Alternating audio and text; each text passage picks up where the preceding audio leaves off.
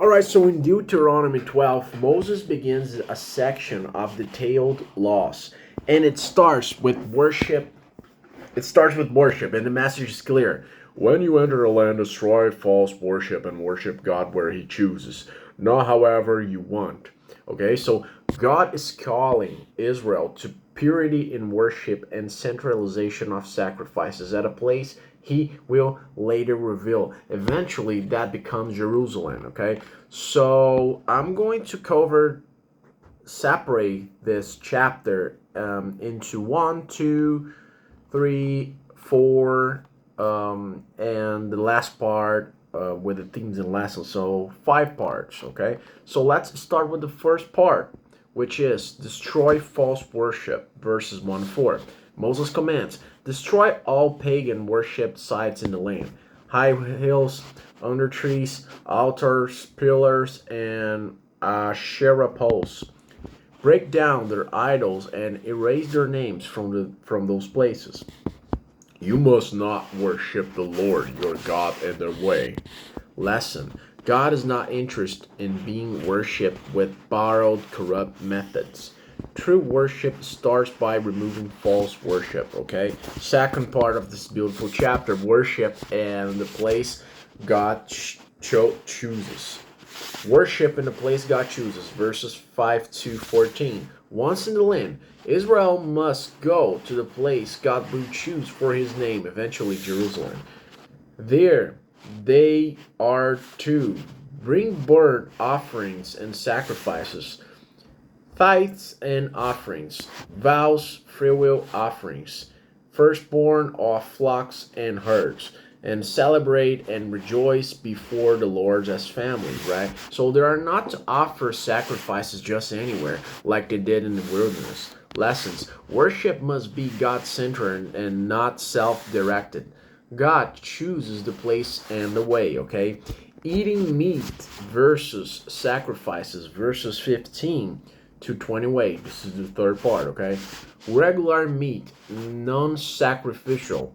They are allowed to slaughter and eat meat in their towns without going to the central altar, but they must pour out the blood on the ground, not eat it, and respect the holiness of offerings.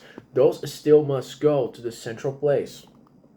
So do not eat blood, neglect God's law in excitement of prosperity, and offer sacrifice outside God's chosen place. Be careful to obey all these regulations so that it may go well with you and your children. Lesson. God gives freedom to enjoy meat and with boundaries. Keep worship pure. Honor life through blood, okay? Fourth part. Do not imitate the nations. Verses 29-32. Moses gives a final strong warning. Be careful not to be ensnared by inquiring about their gods. Why? The nations did detestable things, even burned their children in fire as sacrifices. That's demoniacal. That's like the devil.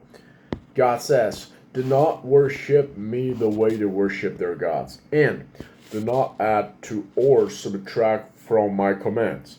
Lessons. Good intentions don't make corrupted worship acceptable, okay? And God sets the terms. We obey, not improvise.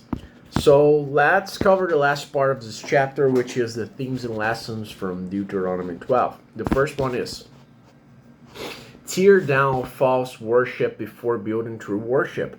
You can't mix truth with spiritual pollution. Second, God decides the place and manner of worship.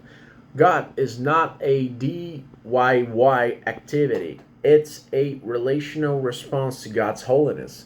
Third, respect life and God's design. Blood symbolizes life and God owns life. Fourth, don't copy the world's spirituality. Even if it looks appealing or sincere, God's way is always better and safer. Fifth, don't add or subtract from God's word. He has spoken clearly. Our job is to trust and obey, okay? So, this chapter is about purifying worship, both externally, destroy idols, and internally, honors God's way.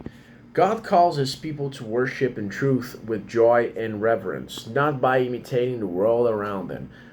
So, yeah, that's it.